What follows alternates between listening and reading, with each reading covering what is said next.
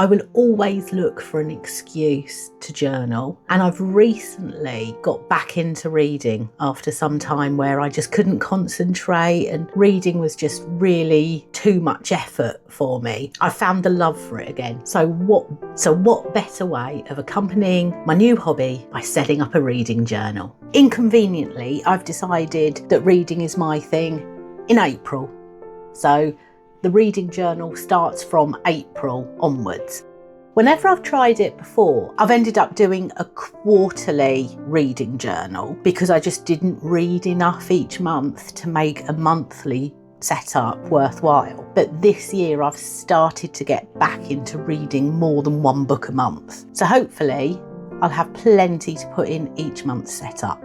For April, I'm looking at a spring-like setup using Spring Cafe PET tape from the Washi Tape Shop. I've printed out some headings on sticker paper and I'm just cutting these out to give a bit of background so that there's some contrast between the black text and whatever is underneath. So on this cover spread, I'm going to have a collage with the month on the right-hand side and on the left-hand side, space to put covers of the books that I read that month. So I set up one row of space for book covers and then maybe an extra one on the row below just to give an idea of spacing. That way I'm not putting pressure on myself to read more than just a few books. If I can read 3 books a month, I think I'm going to be pleased with that. The gingham washi tape is from MT.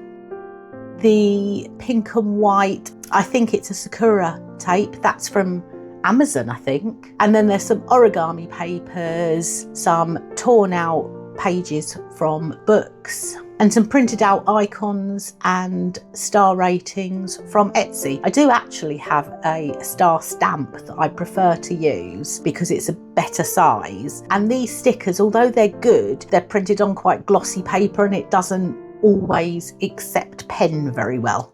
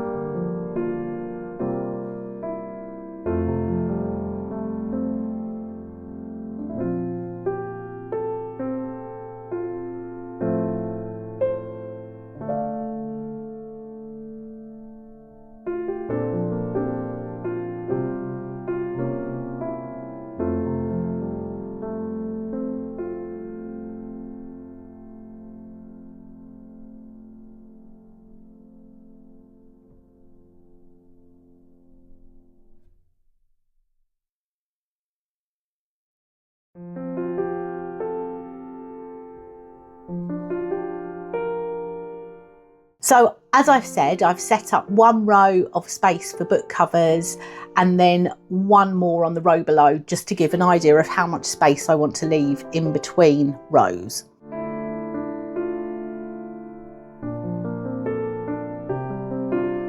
Using my whizzy little desk vacuum, I love that.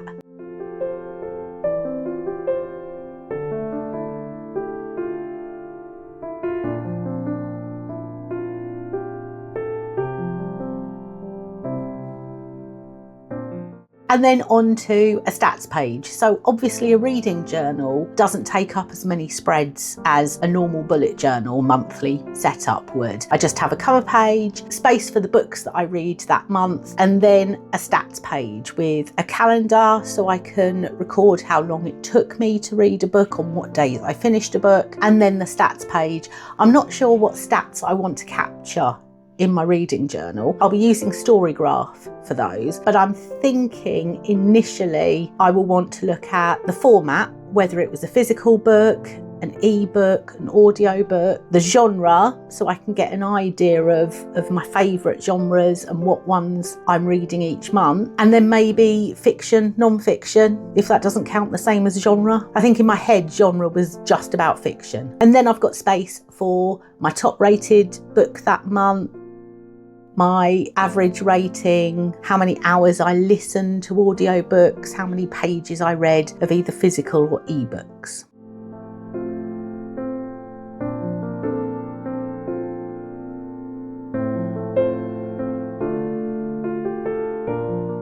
Using a zebra mild liner to set up the calendar. This is the highlighter version rather than the brush pen, and this is in beige. Rather than set up the calendar just how I would normally in my bullet journal, I've just done a 5x7 grid, and I'm going to block out the squares that I don't need. I'm unsure whether I need the days of the week on there. I've put them, but I think I really just need the numbers. It's all a work in progress. So the first few months, I'm going to be finding my feet and working out exactly what I really need.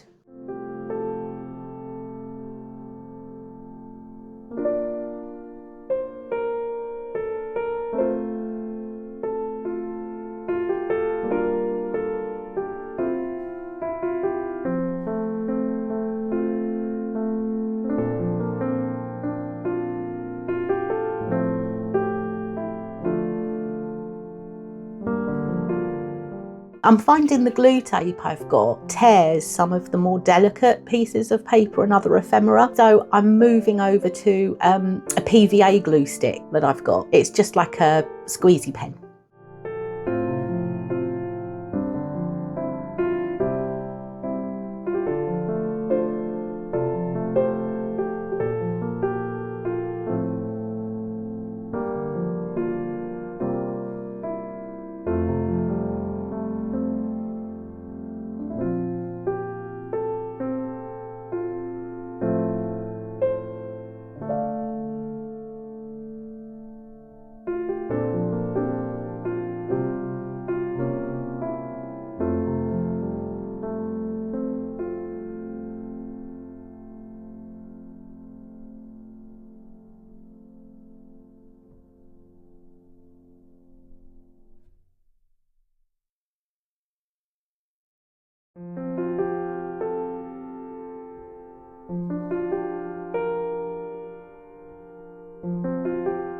Little title of Days Read. Again, my titles are a work in progress. I'm working out exactly what I want to call each page.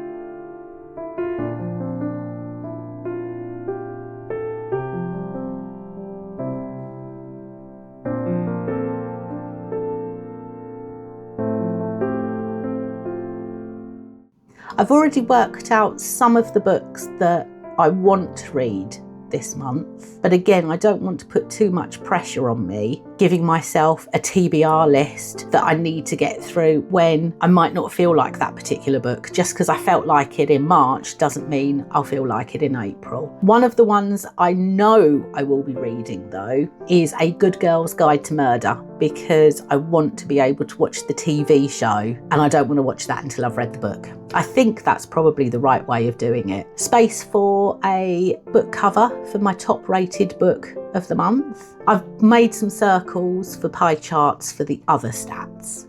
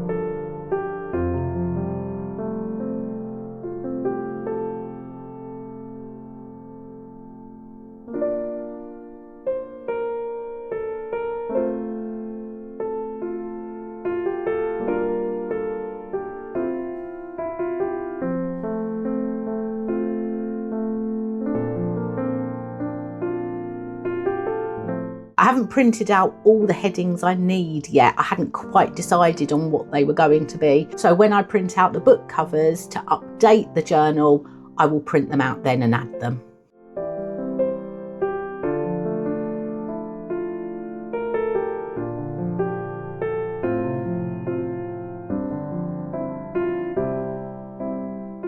And let's have a final flip through. Cover page, stats page, happy reading.